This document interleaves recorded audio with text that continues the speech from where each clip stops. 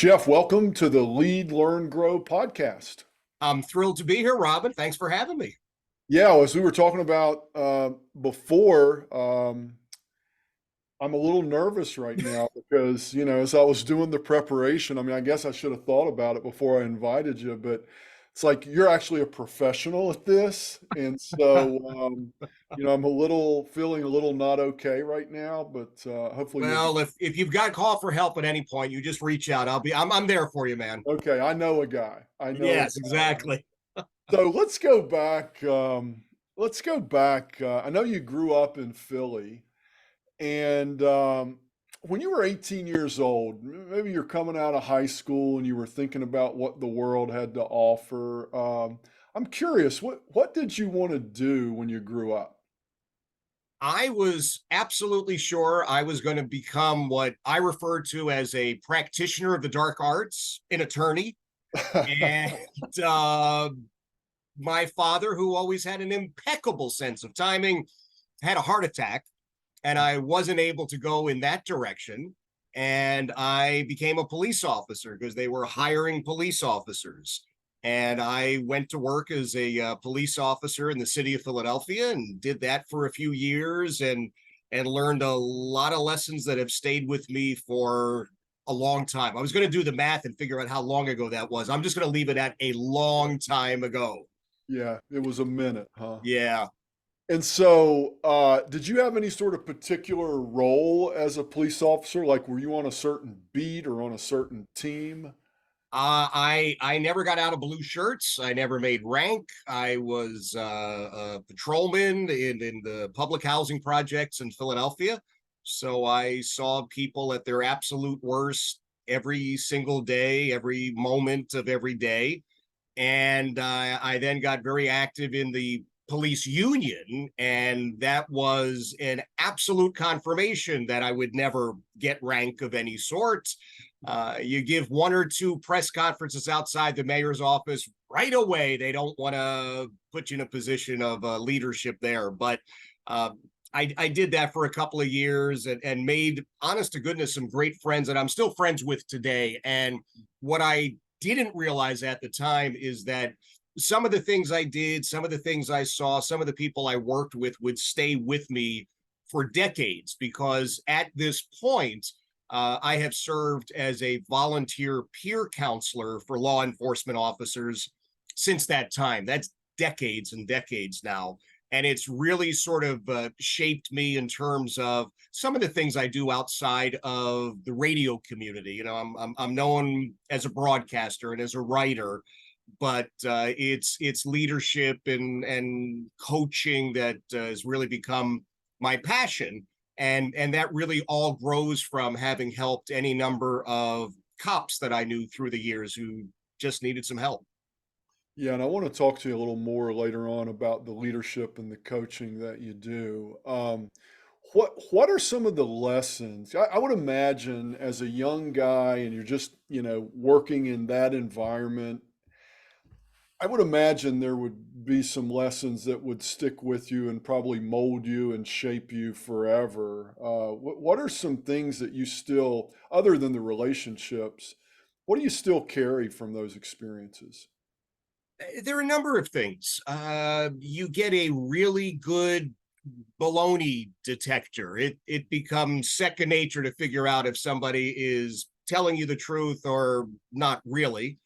But it also, even though nobody calls law enforcement when they're having a good day, you're reminded of that on a pretty consistent basis. Nobody says, "Oh my gosh, I got a promotion at work. We got a raise. Look, we won the lottery. The kids all got A's. Let's call the local sector guy over and have him in for coffee and cookies." You see people at their worst every single day, and you see what for them is the worst day in their lives. And for you, unfortunately, in many cases, it's another day at the office. And so you need to get a handle on that situation, somehow compartmentalize some of these things, and then move on with the rest of your day.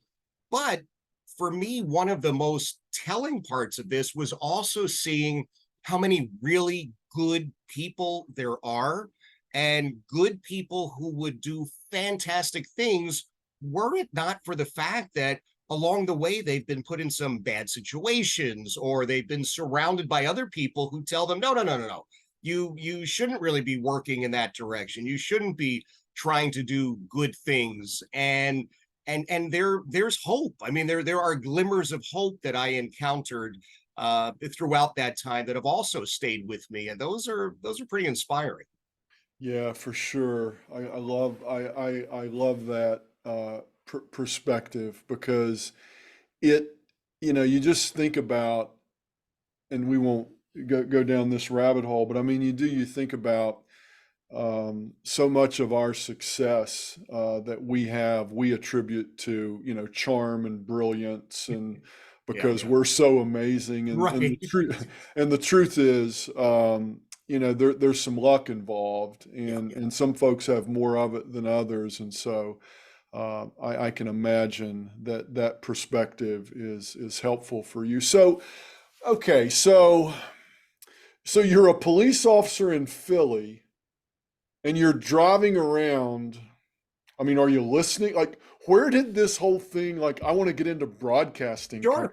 Because sure. that doesn't seem like the next step. It doesn't, because it's not, but it was. I mean, I grew up at a time when radio, at least in Philadelphia, was filled with these amazing personalities, and I loved listening to them. Some of them were on music radio, when it was music radio at the time was really about personality. Now it's very formulaic, and here are the number of songs you're going to play. But at the time, these were huge personalities, and we also had some really great talk radio personalities, and I just thoroughly enjoyed all of that. I really, really did.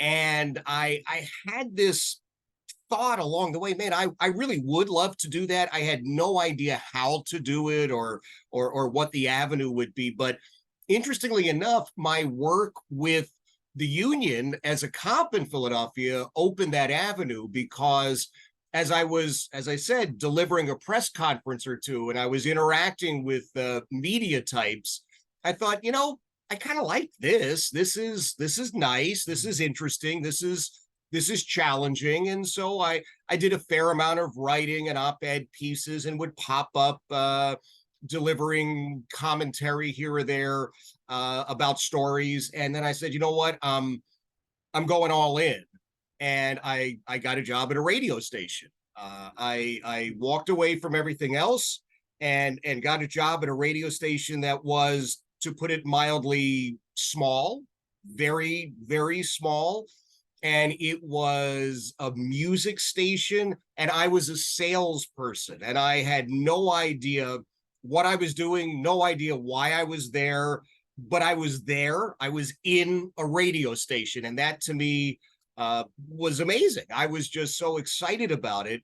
And then I proved to everybody at that point what an absolutely terrible salesperson I was, because they didn't have any idea what I was selling.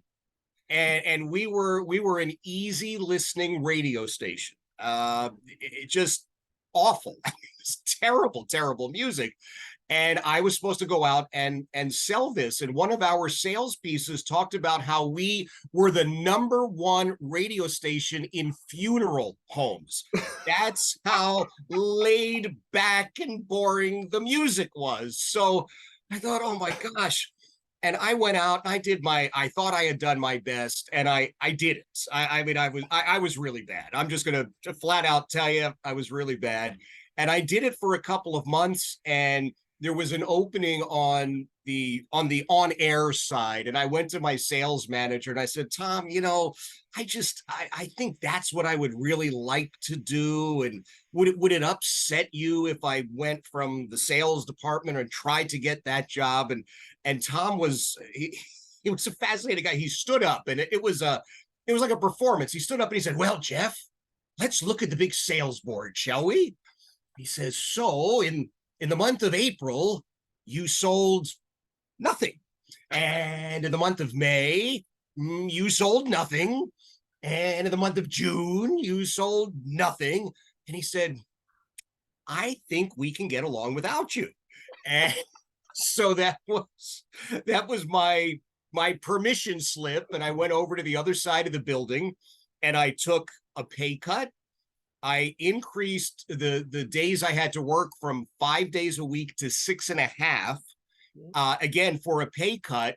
But, oh, and it was overnight. I forgot to mention that, 10 at night till 6 in the morning. So even the people that may have accidentally listened to us during the day, even they were not listening overnight. But I was on the air and I thought, well, here you go. This is what it's supposed to be. And I did that for a bit. I got moved up in terms of the time of the day. And then we had an even smaller radio station, which was playing even worse music. And I know it's tough to imagine that, but it really was. And I went to our general manager and I said, Dick, I really want to do this talk radio thing. What do you think? And he said, well, we don't have a talk station. I mean, what are we going to do? And I said, I don't know, but I wanted to pick your brain a little bit and what have you. He says, I'll tell you what I'll do for you. He says, you can't leave the FM side of this playing music. You've still got to do all that stuff you're doing. He says, but I will give you 2 hours on the AM station, which honestly, Robin, if you would have wrapped your head in tinfoil and plugged your finger into an outlet, you couldn't have heard that station. He said, I'm going to give you 2 hours, but you have to go sell it. Ooh. And I said, well, he said, no. He says, you got 2 hours on this station and you can do talk. That's what you said you want to do, but you have to sell it. Well, the difference now was I knew exactly what I was selling, right? I was selling me. I was selling talk that I had a real passion for. And I went out and sold spots for a show that I'm not sure that anybody ever heard, but people bought into it and they went out of their way to try and listen to it. And I got my start in talk radio with all of that. And I will be forever grateful. The gentleman's name is Dick Taylor. Dick and I still keep in touch on social media, especially. Dick went on after being a very, very successful general manager in broadcasting to be a college professor, also dealing with broadcasting and the importance of programming and sales working together. And he changed my life. Yeah, what a great story. And it reminds me too, and I've in the introduction, folks heard about all the different awards and best afternoon radio show and all of those things. I mean, you clearly had the the enthusiasm and the want to and the desire, but I think there's a lot of folks out there, and frankly, I was one of them too, a decade ago, who was stuck doing something that on the outside looked like it was great, but on the inside, I knew there was something I was a better fit for. I knew there was something better. What thoughts would you have for people who are transitioning or thinking about transitioning into a new career? Because look, being a cop, like I see that, communication and empathy and connecting with people, like that feels like there's a carryover, but gosh, this is like the AM radio talk, like it's a different thing. Yeah. And so how did you figure it out, and what advice would you give to people who are maybe in a similar situation? I think you've got to follow your passion. You really do have to figure out what it is that you want to do. You talked about what do you want to be when you grow up, and a lot of us have different thoughts and dreams and passions, and some of them get pushed to the side, and some of them we say, oh gosh, that's just silly. I can't do that. And there are the realities of the world. We all have bills to pay. If you've got children, you've got to make sure that you're doing the right thing for them and helping them grow. But ultimately, for me, and what I try to share with people is to discover what is important to you.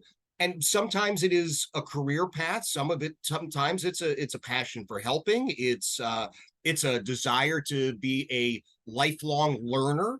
And there's so many avenues now to research so much. I mean, it just hasn't been available in prior generations. So I love what I do in terms of broadcasting. I really do. It's I don't want to say it's an easy job, but it's all indoor work, not a lot of heavy lifting, but it can be challenging, and you have to be cognizant of a wide variety of things. And while it's something I am passionate about, that inner passion for me has been sharing with other people, taking a look at, in my case, I have a very severely disabled daughter, and Julia has transformed my life completely and totally, and has given me a passion that I didn't know I had to help other families, to work with other families that are in that situation. So I think those who are trying to transition from one career to another have in all likelihood a collection of tools and strengths already that they may not know about. And you've got to go back and do a really serious deep dive on yourself. What can you bring to the table, even if you don't think at first, gosh, that's going to be related in any way to X? Okay, you know that X is your goal. You want to work towards that, all the good stuff. But what have you done up to that point? And I think it really is that personal examination that has to be the first part. Yeah, one more question on that. What are what are the challenges of, because I know, recently in the news, it's like automakers are going to, not include AM Right. radio, and some of the publics, forget entertainment and talk radio, but just the thought of, how does government, how does society get information out, if, grids are hacked, or, all of Right. those kinds of things. So obviously, AM radio today is not what it was in 1985. Mm-hmm. But just in doing your job, I was thinking about this, like, I guess you're paid to have an opinion. And you certainly have some opinions. And I would imagine that if you cared deeply about what other people thought of you, and if you were seeking approval from others, it might be an emotional thing. So how do you manage, even just emotionally, the challenge of, like, having an opinion that half the people are going to disagree with? Right. And oh, by the way, you're not in Omaha, you're in Richmond, and you're living amongst the people. Like, I would love to hear you talk about that. Sure. Let me address the AM radio thing first, because Yeah. at this point, nobody really looks within the industry at AM, FM, this thing, that. We're all content providers and content deliverers, and people choose to consume that content in different ways. Some of it is AM, some of it is FM, some of it is our app on your phone, some of it is online listening. So there are all these different opportunities, and I found out, as an example, I was a columnist for the Boston Herald for a while, and I was so excited. I have a column that would be on the front page of the Sunday Boston Herald, and I would share it with my sons, who were, well, I guess it's 10 years ago or thereabouts. And they look at me like, well, how come you didn't just read it on your phone yesterday? Why do you have to wait for Sunday? And, they don't have the same love affair with that tactile experience with the paper. So it really is about producing content, providing content, and then allowing that person to consume it. In terms of the opinion, good, bad, or indifferent, I've always had opinions, and I've always felt compelled to share them with people, I guess, whether they wanted to avail themselves of that opinion or not.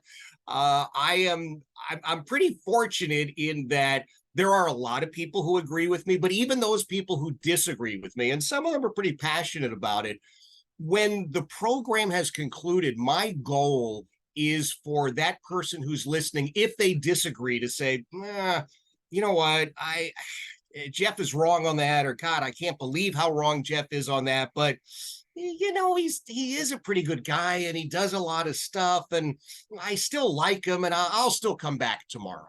That's good. And once I got married, I don't know if I can speak for anybody else, Robin. Well, once I got married, I realized there were certain opinions that were not going to matter as much that I had, and there were certain arguments that were worth having, and some that absolutely were not worth pursuing. So that's how I look at my relationship with my listeners. They're great people. I'm continually appreciative to them for listening to the show, watching things, reading things. And my hope is, my fervent hope is that at the end of all of it, they say, okay, he's wrong on that, but he's a good guy. I like him, and I'll be back tomorrow. So what do you think contribute like you've been wildly successful, like it's the awards and you're multiple times best afternoon radio show, best this, best that. Like what do you think is the sauce that allows you to connect with people? Because to me, that's what you're doing. You've got to get, I mean, you got to get people to come back tomorrow. And Right. what is it that you think has allowed you to do that? For me in Central Virginia, it's the fact that I love Central Virginia and I love the people of Central Virginia. And I am determined to make Central Virginia the best place to live. I try and live that every single day. I try and work towards that goal every single day. And I am good, bad, or indifferent. I am about as real as you're going to get.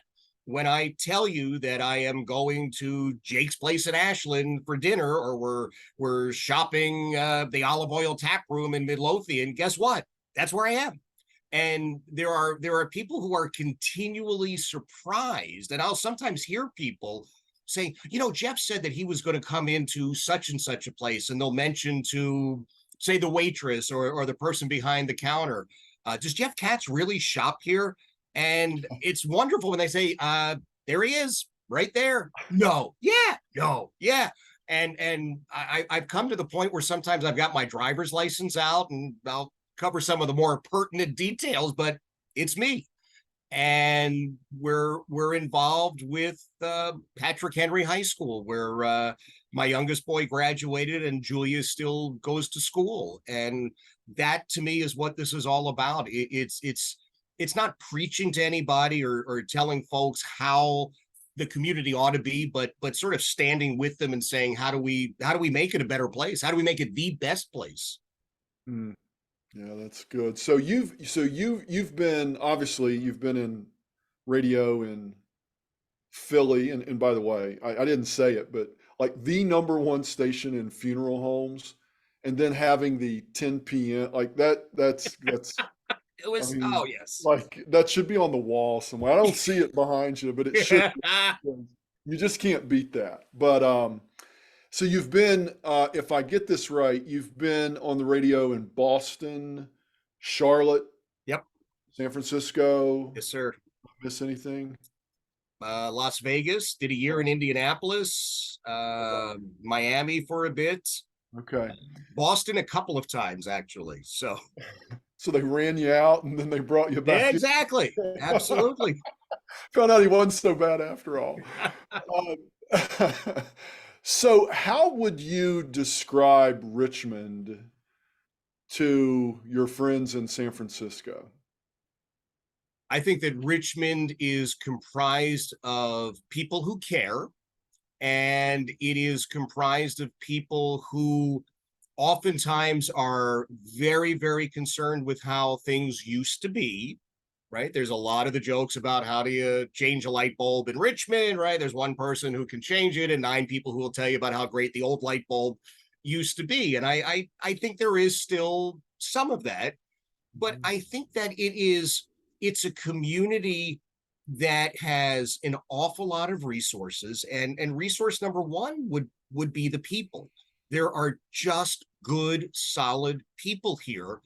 And for folks I still know in San Francisco, the many of the problems that exist in San Francisco don't really exist in Central Virginia, uh, because people here I believe, are more committed to this community than many people in the Bay Area really ever were. So I would describe it certainly where I am in Hanover County. Ashland has declared itself to be the center of the universe, and there might be some who would say, "Geez, we may need to recalculate the mileage there." I'm not sure if that's exactly the case, but you can walk down the street in Ashland and Railroad Avenue and pop in and see people and interact with people, or just hang out there and know that you've got a world-class college with Randolph-Macon. You've got a wide variety of people, and 5 minutes from there, you are in Hanover County, and you're more likely to see livestock than folks. Mhm. And for me, I just love that.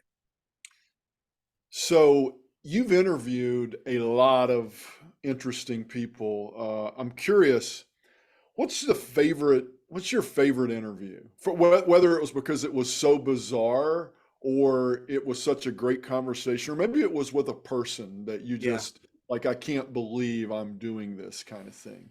I'll tell you what, Robin, I've had a lot of pretty good folks pass through my show over the years, and some have been really, really exciting. I was thrilled when I got to interview years ago Warren Zevon, who has always been my favorite musician of all time. Chatting with Jay Leno was interesting but challenging, because as funny as Jay Leno is, he was just not an easy interview. It was like yes, no, even with these great open-ended questions and invitations to deliver punchlines. And I'm thinking, man, really? This is like the same guy that I've watched. And then to go and watch him on stage and think, well, where were you earlier today? What was the deal? Chris Rock was great fun, and Chris Rock was one of those interviews that we had to pre-tape, because there was a lot of bleeping that had to happen during that chat. But it was a great conversation, because it was just these two guys, 40 something years old at the time, just kind of chatting about stuff.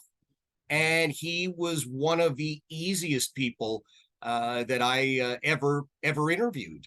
I had a great opportunity years ago.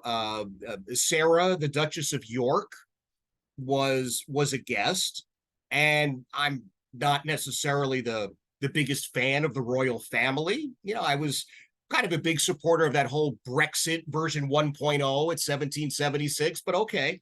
But she was an absolute delight. I mean, she really was. She was so polite and pleasant, and just great fun. And there are a few good ones. I'll tell you that some of the NASCAR folks have been phenomenal.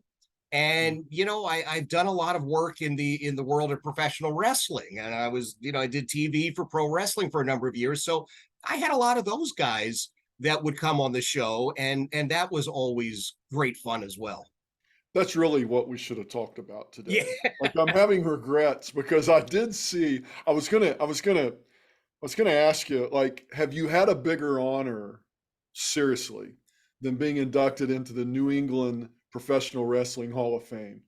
No, I had to break it to Heidi that being inducted into the New England Pro Wrestling Hall of Fame actually is slightly ahead of the whole getting married, raising a family thing. And she wasn't thrilled Yeah. with it, but you've got to be honest about these Yeah, I things. mean, how many people have gotten the President's Award for volunteer service by President Trump? I'm sure it's a handful, but how many people as an announcer have gone? Not many, maybe Oh, just you. I don't know. So no, you no, got to I put was, that in. and you know what? It was so much fun to be part of that for years and years and years. And I'll tell you what, that was a challenge in terms of the time that was involved, because a lot of the stuff I did with the NWA in New England, I'd get off the air Friday morning around 9 o'clock in the morning, and we would hit the road. We have a house show Friday night somewhere in New England, two shows on Saturday, at least one on Sunday, sometimes two. Then back home, get in bed and get up and be on the air at WRKO at 5:30 in the morning. So Yeah, on your website, you've got the little the bill, and it's like King Kong Bundy, and like yep, it's awesome. I encourage folks, if you're like me, a child of the 70s and 80s, and you sort of grew up with that, it's a lot of fun. yeah. Um, so to shift gears a little bit, I wanted to ask you about your involvement in the community, and it seems that there's some intentionality about that, and you've kind of spoken to that. What is it? Because look, you're busy. Like I can tell from this conversation so far, you've got a lot of things going on. You've got you've just got a lot of things going on. And how do you make time, or how do you think about um, being involved in the community and causes that are important to you? And why is that so important to you? Where does that come from? For me, I live here. I am part of this community. I love this community, and I do have to turn down some invitations. People who, can you be on the board of directors for this group or do the board of directors for that? And I can't do everything. There just are limits. So I have to prioritize. I am in December, I'll be completing a term on the Hanover County Community Services Board, which has been a great experience. I'm on a couple of other boards of directors. There's some other organizations that I love that I've said, hey, I can really only do one of these well this year.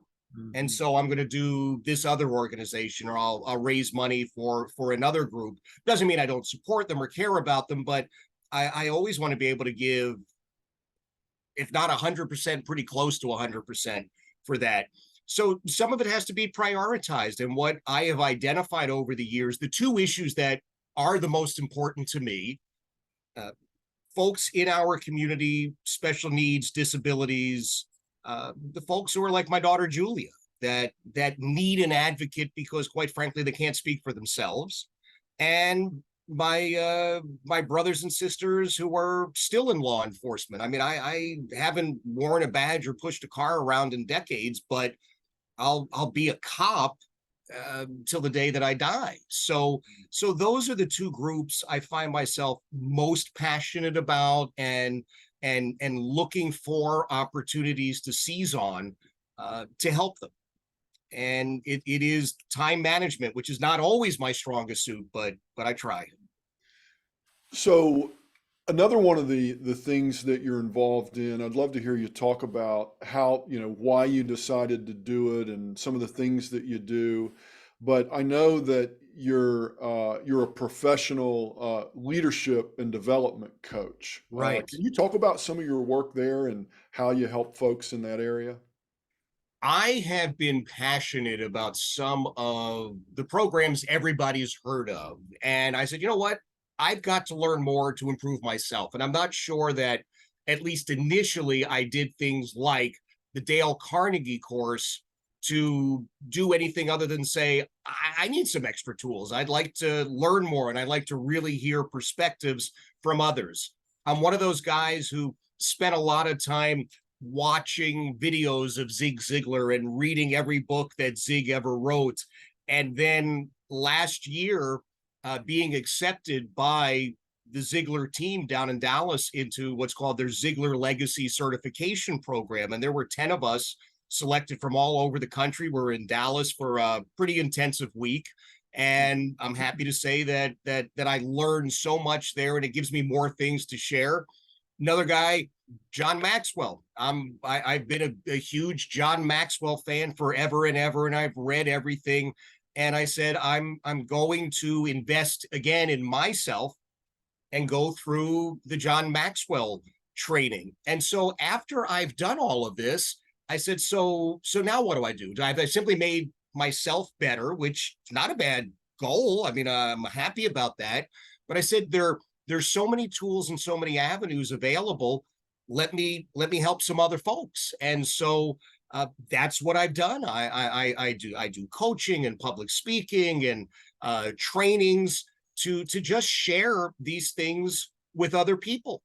And to me, that's A, part of giving back, and B, it's a great revenue stream as well. It's a profession as well as I don't want to say a hobby, because that sort of dismisses a Mhm. lot of it, but it's a professional pursuit as well as just a purely personal educational pursuit.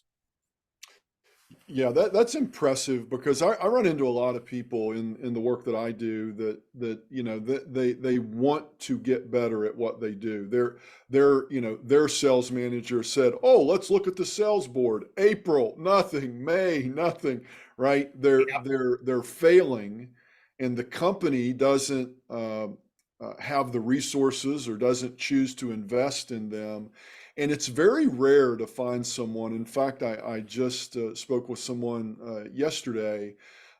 It does happen, but it's rare that someone out of their own pocket invest in themselves. And boy, when they do that, it's like the 42-year-old going back to college who makes straight A's. That's I right. mean, they are some of the best clients that I've ever worked with. And so it's admirable that you've done that. And I'm going to give you a chance at the end to kind of tell folks where to find more Sure. information and all that. But you are obviously a learner and a self-development person. Are there any books, Jeff, that you typically recommend or that you gift or would be, some of your favorite books that you recommend? Absolutely. I personally would say that if the book was authored by Zig Ziglar or John Maxwell, get it. I don't think you can go wrong in any way with any of those books. Go back and get Dale Carnegie. Go back and look for Napoleon Hill. Some of these things are just timeless, and the affordability factor is right there for you. You are not going to be looking at thousands of dollars for $20. You can get a used copy of just about any one of those books. And I probably shouldn't say that because I know they want to sell new books, but you can. If you prefer to read it, on Kindle or another device, it's even less. But they're all over the place, and I don't think you can go wrong with any of those. I really don't. Great place for grounding, just to get your feet wet, take that first step. And I know there are people, and this is the part, and I'm sure you run into it, Rob. And there are people who say, "Oh my gosh, I'm like, I don't want anybody to see me reading that because it just." I said, "Okay, rip the cover off then. I don't care. Get a brown bag or a piece of paper, put it in a file, make it look like you're reviewing the Callahan account. Yes, it's all good, it's all good. But man, go and read that stuff. Take it and wherever you do your reading. I mean, it can be very personal, but you got 2 minutes over here, you got 5 minutes over there. Read half a page is better than no pages at all, and you're just going to find there's so many little nuggets, and it speaks. All of those things, I believe, speak to different people in different ways. Uh, you just will find in those writings something that connects with you, and you say, "Yeah, that's what I've been waiting for." Yeah, and it's almost cliche to say it, but I can't think of a great leader I've ever met that does not have a reading habit. And and Absolutely. and and when I run into someone who says, not really a reader, I mean, honestly, it's a red flag for me. I know this is a person that well, it's probably a fixed mindset versus a growth mindset. It's like, you know what? Okay, I'm good. It's baked. And so I'll Yep. just navigate the world with whatever I've got.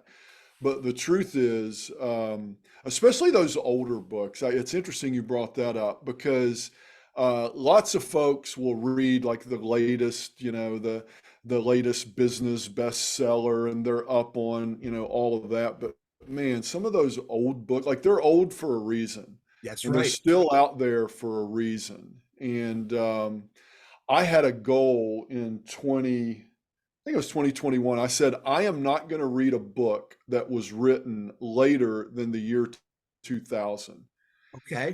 And I read all the time, and it opened me up to so many like great classic books that I should have read, in high school, That's right. but I just hadn't.